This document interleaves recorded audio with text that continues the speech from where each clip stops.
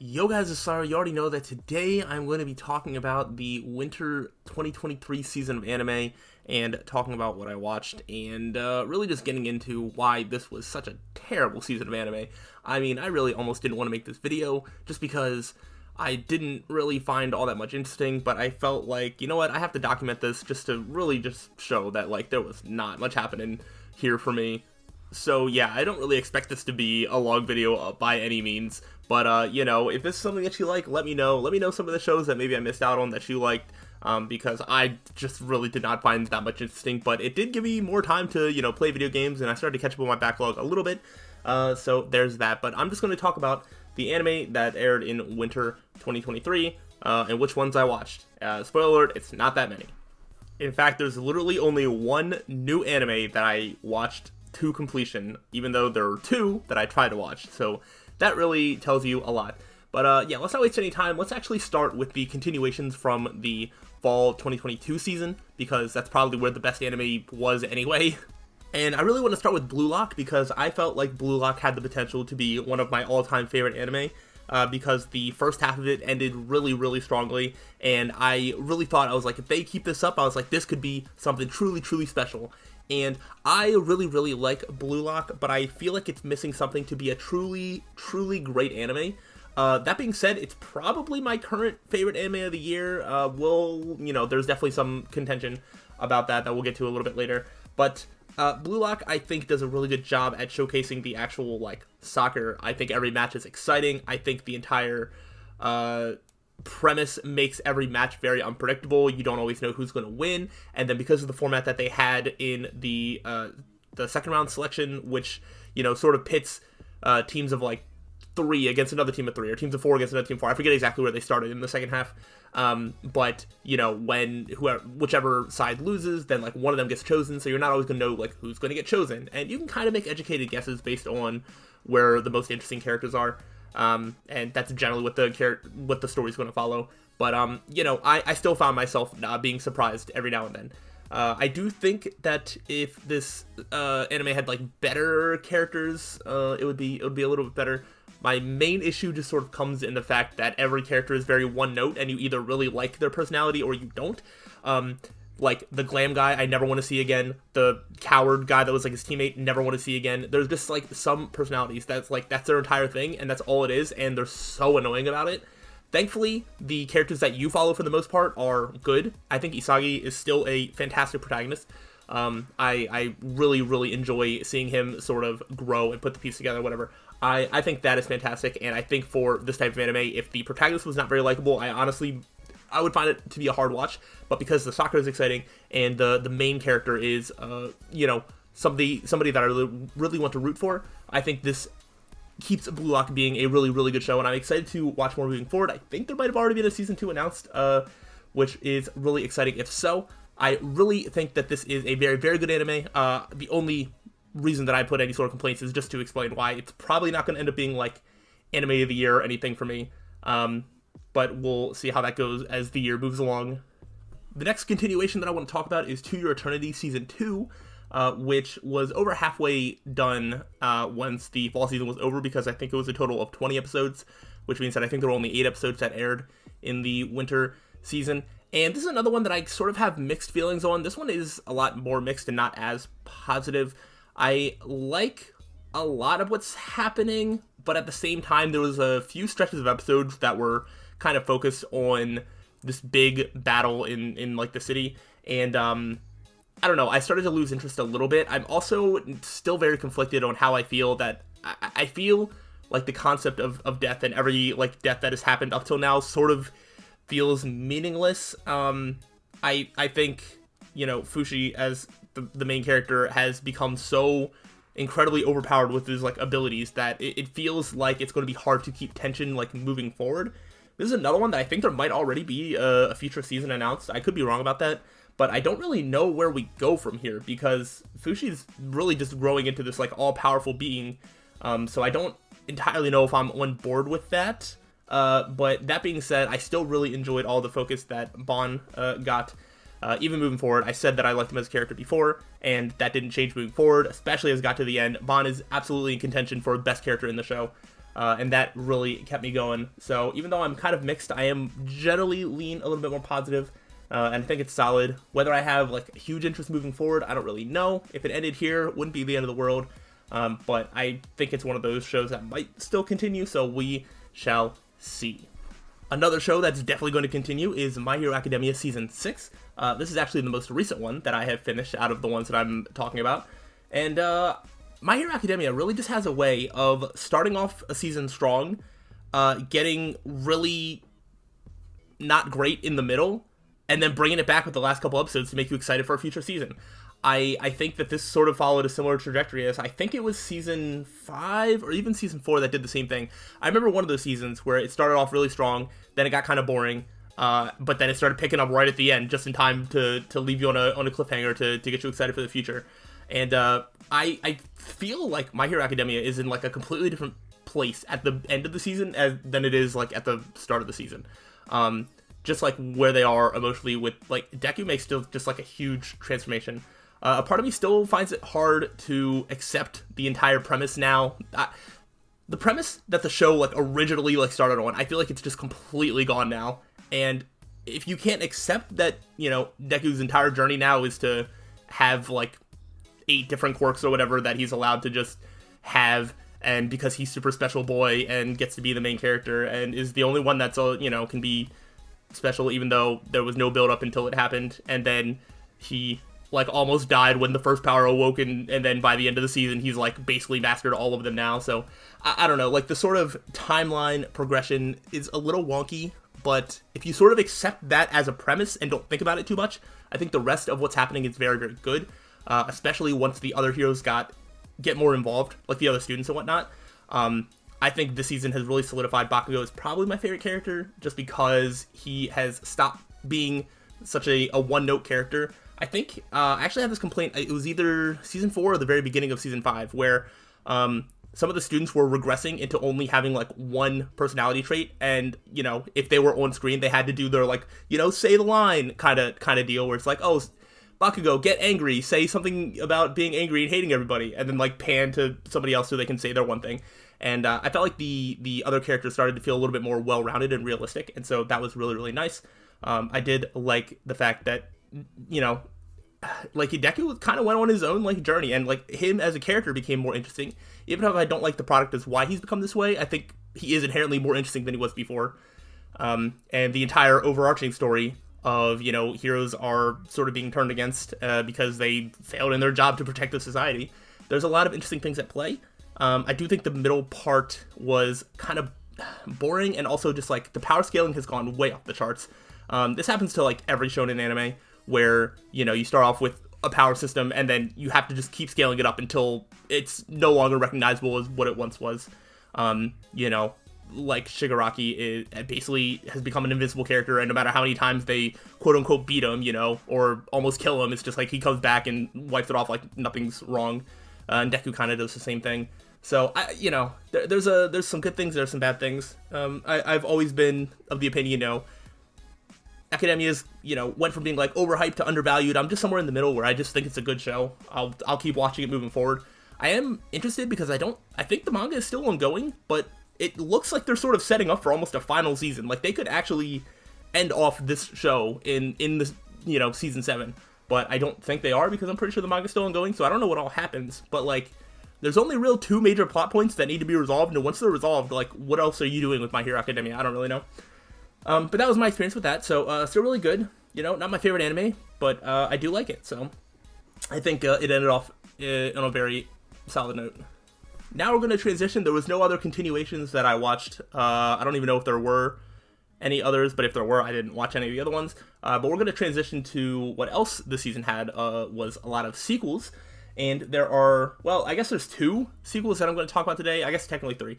So the first one I'll bring up is because I mentioned when I did my video of like what I plan on watching, I saw that Bungo Stray Dogs Season 4 was happening, and I was like, oh, maybe I'll try and catch up on it. I went back, I watched like an episode of the first season of Bungo Stray Dogs, like from where I left off, and I just, it really came back to me that I'm just not really into the show. I don't really care about the characters, I don't really care about the power system. It has this weird like tonal problem where it's hard to take seriously. And I don't know, I've heard that, the series gets better. I've even heard that season 4 itself is really good, but I just can't be bothered to put in the time and effort to get to a good part of the show if it's not going to hook me initially, especially if the characters aren't all that interesting to me.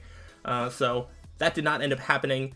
In terms of other sequels, I am still kind of watching Tokyo Revengers. This is one that I definitely have slacked off on a bit. I think I've only seen the first 2 or 3 episodes, so I can't speak on it that much. It is interesting. It has gone in a direction that I wasn't expecting, just in terms of like the timeline, whatever. It's definitely different than it was before, but I definitely plan to keep watching that when I get time.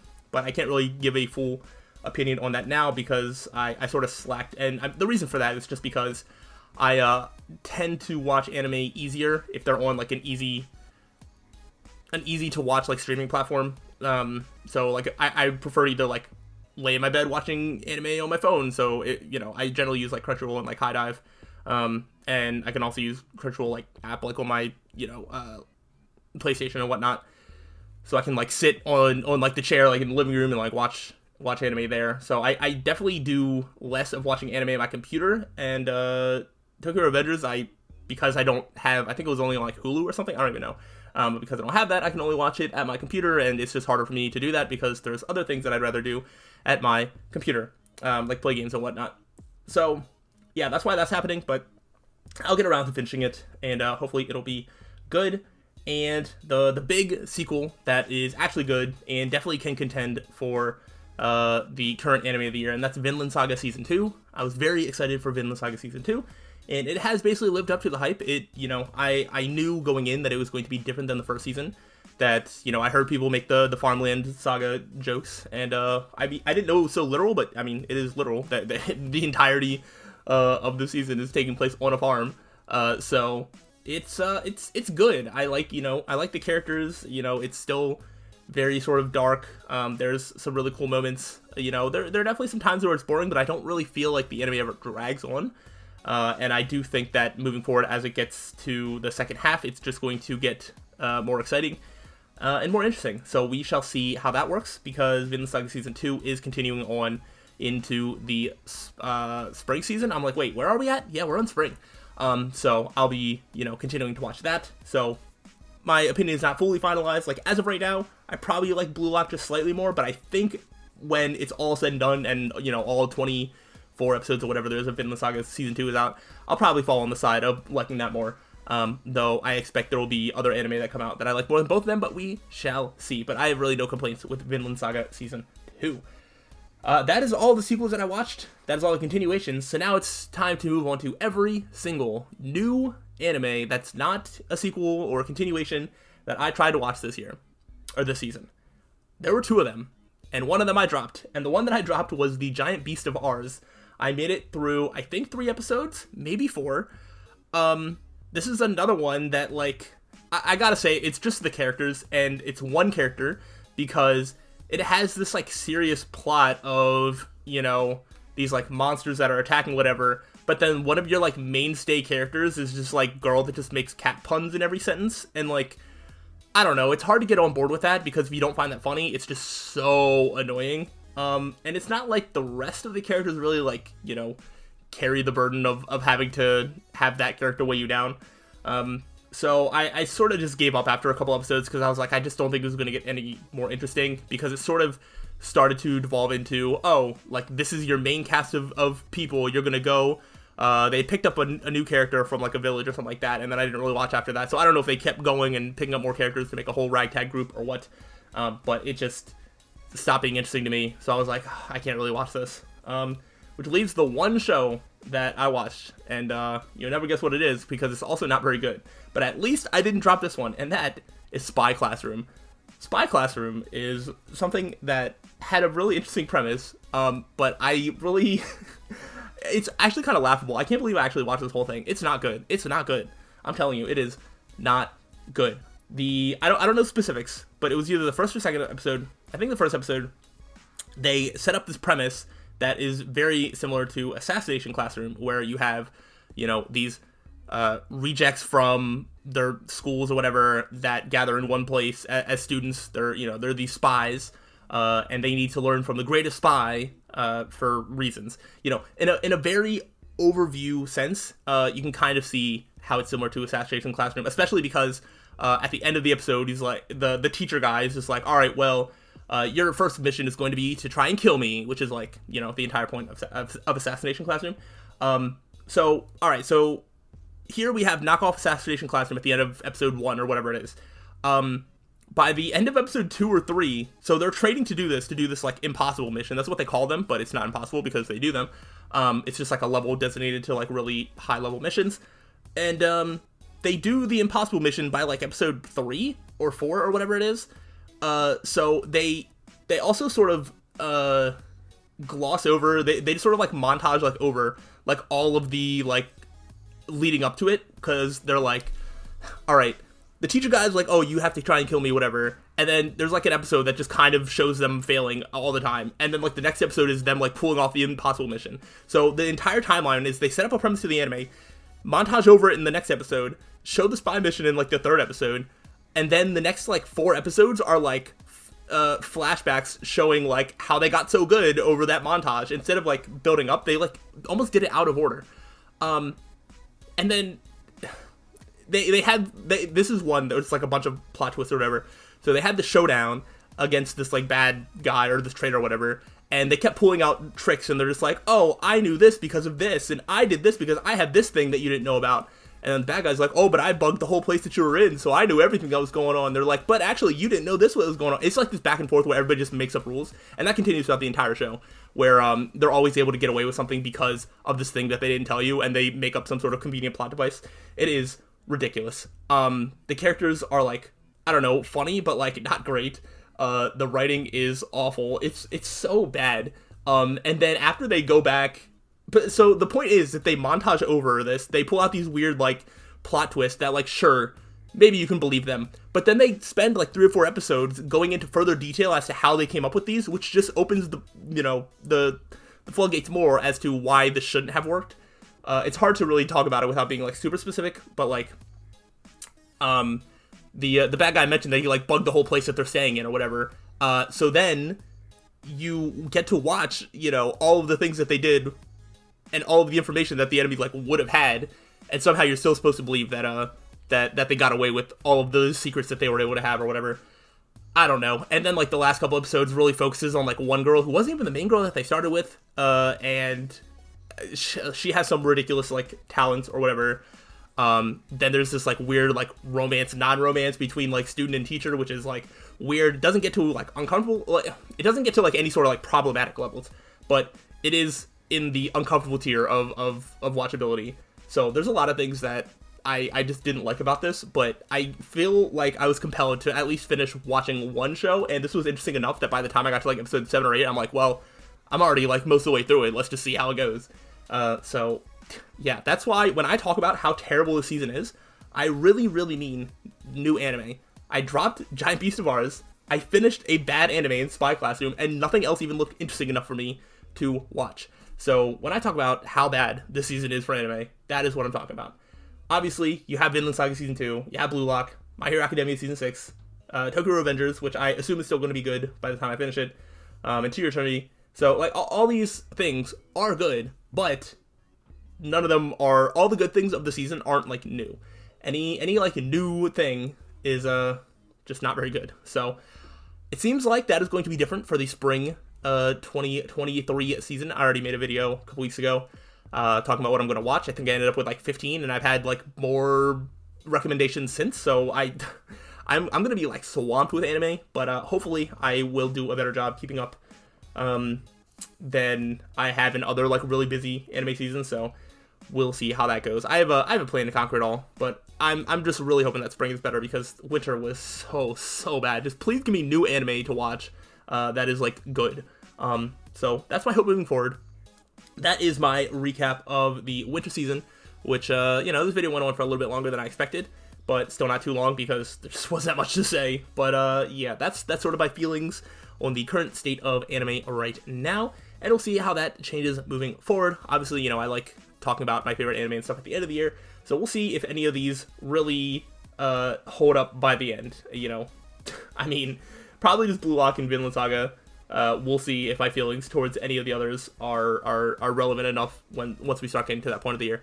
But you know, there's still a whole 8 months of anime left to be had, and for a chance to impress me. So we'll see how that goes moving forward. If you enjoy these types of videos, please let me know. And yeah, I will do one at the end of the spring season, and hopefully that one goes a lot better. But hopefully you look forward to that. If so, let me know. I'll see you on the next time. So till then, peace out.